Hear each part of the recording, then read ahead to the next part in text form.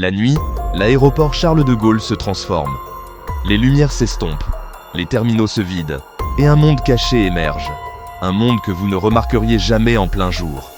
Ici, dans l'ombre, 150 personnes vivent entre les murs, invisibles aux voyageurs pressés.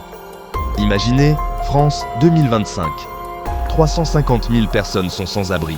C'est plus que la population totale de Nice. Et au cœur du plus grand aéroport d'Europe, après l'atterrissage du dernier vol, une ville différente prend vie. Certains sont là depuis des années.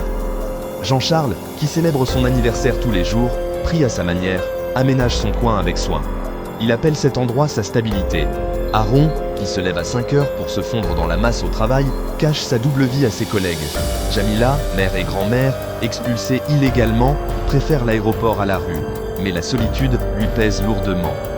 Chaque recoin de Roissy la nuit est une leçon de résilience.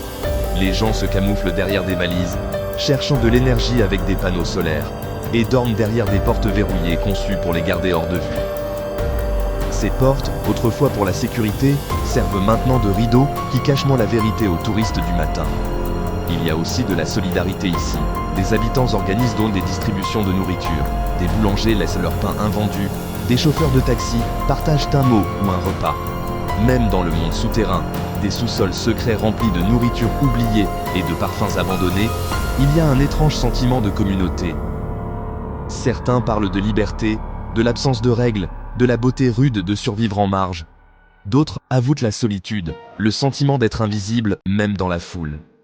L'aéroport n'est pas seulement un lieu de départ, c'est un dernier refuge pour beaucoup, un espace où la dignité et la survie se livrent une bataille silencieuse chaque nuit.